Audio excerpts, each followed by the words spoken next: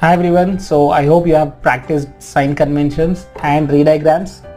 So now we'll see the next module, the third module, where we are going to study about lens formula and magnification. So let's understand lens formula हम use करते हैं to make the lens. अगर आप चश्मा use करते हो, if you cannot see distant objects आपको clearly नहीं दिखता या nearby objects clearly नहीं दिखता है, तो आप generally lens use करते या चश्मा यूज करते हैं तो उसमें एक फॉर्मूला से वो बनाया जाता है and the formula is very simple 1 minus V 1 upon V minus 1 upon U is equal to 1 upon F. This is the lens formula is quite simple 1 upon V minus 1 upon U is equal to 1 upon F. और magnification formula देखेंगे तो magnification formula M is equal to h2 upon h1. h2 is height of the image and h1 is height of the object. So magnification का formula और lens formula 10 times लिखे so that ये आपके mind में याद रहेगा. And most important that we are going to learn over here distance of the image and distance of the object. So distance of the image will be always shown by v and distance of the object is shown by u. So let's understand this concept. We are going to understand this power of lens now. तो power of lens जैसे आपने lens formula पढ़ा, lens formula is 1 upon v minus 1 upon u is equal to 1 upon f. Magnification is v upon u or h2 upon h1. The same way power of the lens we are going to measure it. So power of the lens is nothing but the capacity of lens to converge or diverge the rays. ये depend रहता है focal length के ऊपर. तो power is equal to 1 upon F और F को हमेशा metres में लेते हैं तो आपको पावर जो मिलेगा दैट कम्स इन डायोप्टर्स. तो पावर को हमेशा डायोप्टर्स में मेजर करते हैं. अगर आप दो लेंसेस को साथ में यूज करते हैं तो क्या करना है, P is equal to 1 upon F is equal to 1 upon f1 plus 1 upon f2. So दोनों का फोकल लेंथ को प्लस करेंगे तो हमें दोनों का पावर अलग से मिलेगा. इन दोनों को पावर को प्लस करेंगे then you will get the total power of the lens, which is P is equal to P1 plus P2. So this is an important concept which I have explained you, and that is power of the lens. Now we are going to study about how human eye works and how the lens works. तो human eye और human eye का lens कैसे काम करता है, ये it is one of the interesting topic. I want everyone to draw this diagram first and then we'll understand one by one part. तो everybody is having eyes, right? अगर आप ये वीडियो देख रहे हैं that means you have your own eyes, correct? तो human eyes is an important organ. इतना important organ है कि हम इस दुनिया को नहीं देख सकते without our eye, right? तो ये human eye के अंदर कौन से कितने पार्ट्स है और क्या पार्ट क्या काम करता है that we are going to understand. The first human eye जो है nearly 2 to 2.5 सेंटीमीटर्स का डायमीटर होता है exactly human eye जो है, और इसमें से आपको थोड़ा पार्ट ही दिखेगा exactly. So the human eye के ऊपर जो कवर है that is the transparent cover. This is called as cornea. Cornea is a transparent cover which is present on the human eye and the light enters into eye through this cornea. तो maximum amount of light जो है refract होता है inside the eye at the outer surface of the cornea. तो maximum amount of the light जो है refract हो जाता है. रिफ्रैक्ट होने के लिए रीजन है कॉर्निया कि मैक्सिमम लाइट एंटर नहीं करता है बट वो रिफ्रैक्ट करता है and the refraction is done by cornea. जैसे कॉर्निया के अंदर जाएंगे तो there is a dark flashy screen and this is called as iris. तो आपको ये जो डार्क फ्लैशी स्क्रीन जो देख रहा है दिस इज आइरिस. और आइरिस जो है it's an important part and what iris does is iris का सबका अलग अलग कलर रहेगा. अगर if you see some people have brown eyes, some people have pink eyes.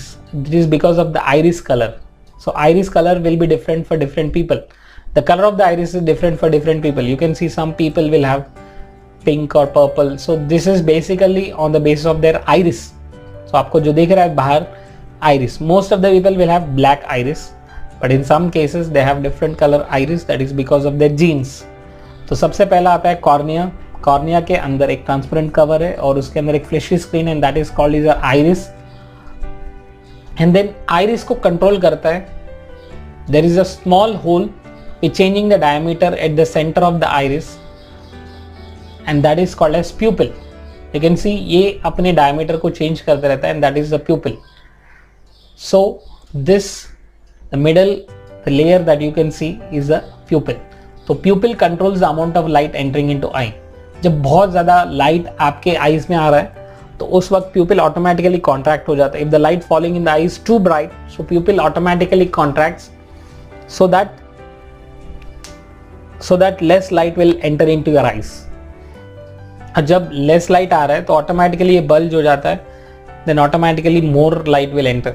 इसके लिए आप जब समर सीजन में जब बाहर से अंदर घर पे आते ही you can not see immediately, तो कुछ नहीं दिखेगा clearly. That is because the pupil, आपके जो प्यूपिल है वो क्या करता है, that pupil will take most of the light and that will not allow colour to come inside and this will block the maximum amount of light. तो इस तरह से आपका जो प्यूपिल है वो आपके आईज के अंदर जो लाइट आ रहा है उसे कंट्रोल करता है.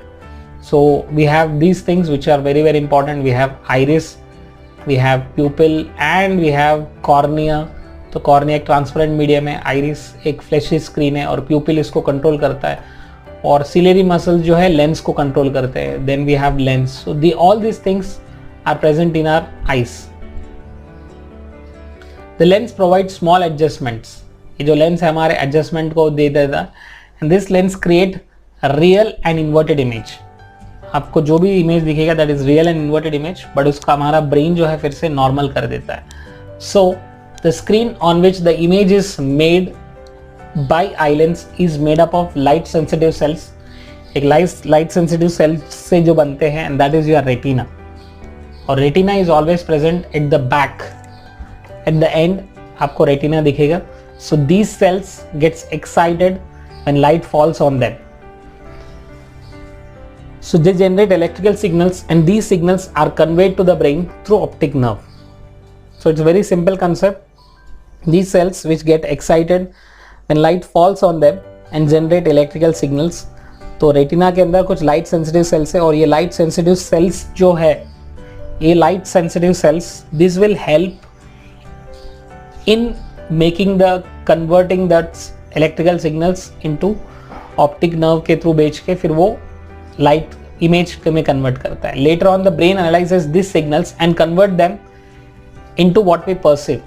तो ये सिग्नल्स जब ब्रेन तक जाएंगे तब ब्रेन के अंदर जो है this signals will convert into images so that we can see. So what is the functioning of human eye? Human eye allows us to see the objects, right? तो let us learn the lateral structure of human eye. तो human eye spherical shape में है, right? तो सबसे पहले we have diameter which is around 2.3 centimeters. तो इसके ऊपर एक thin membrane है, and that thin membrane is your cornea. और cornea के अंदर जो fleshy screen है that is called as iris. It lies behind the cornea. और इसको control करता है हमारा pupil.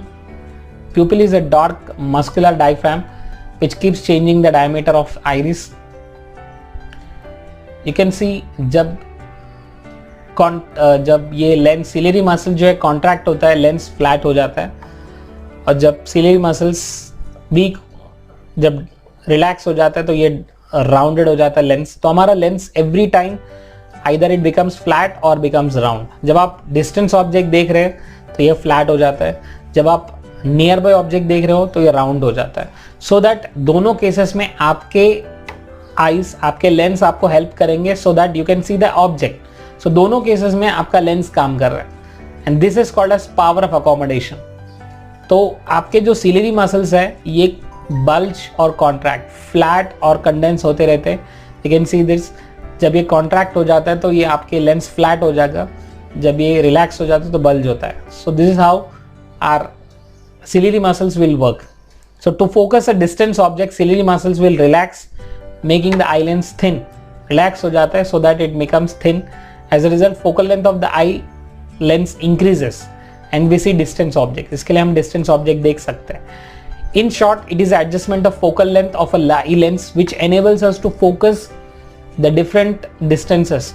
हम दूर के ऑब्जेक्ट्स को भी देख सकते हैं, नज़दीक के ऑब्जेक्ट्स को भी देख सकते हैं. दूर के ऑब्जेक्ट जब देखते हैं तो ऑटोमेटिकली हमारे आई लेंस जो है सिलेरी मसल रिलैक्स हो जाते हैं so that we can see distance object. और जब हम नियर बाय ऑब्जेक्ट देखते हैं तो हमारे लेंस ऑटोमेटिकली फ्लैट हो जाते हैं. तो इस तरह से हमारे आई लेंस जो है के पास ये पावर है, this power is called as power of accommodation. और ये पावर की वजह से we can see very clearly. So this is nothing but power of accommodation. You can see this. So to focus on nearby objects, the ciliary muscles contract, making the eye lens thick. तो eye lens thick होना, thin होना, this is decided by your lens. As a result, the focal length of the eye lens decreases and we see nearby objects. हम nearby object देख सकते हैं, हम distance object देख सकते हैं. The capacity of the lens to change its focal length as per the need is called as power of accommodation. So near by object जब देखते हैं तो कॉन्ट्रैक्ट होना, डिस्टेंस ऑब्जेक्ट देखते हैं तो रिलैक्स होना, ये सब ऑटोमेटिकली करता है. And this capacity of the eye lens to change its focal length as per the need is called as power of accommodation.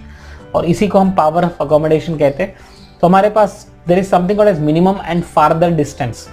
तो minimum distance of an object from a normal eye at which it is clearly visible without stress is called as minimum distance of distinct vision, and there is something called as farther distance. तो हमारे जो near point है वो 25 centimetre से हम 25 centimetre तक without any problem हम देख सकते हैं. The position of the object at a distance is called near point for a normal human I if it is 25 centimeters. If the object is placed at a distance of less than 25 centimeters, it is called near point. तो इसको near point कहते हैं. And there is something called as farthest distance. So farthest distance of an object is nothing but when an object is placed 25 centimeter above the last distance that we can see, the farthest distance of an object from a human eye at which it is clearly seen, it is infinity. So we can see the stars, moon which are at infinity. So that means we have infinity is your farther distance. So nearby distance is 25 centimeter, near point is 25 centimeter, and the farther point is infinity. So this is how we can see.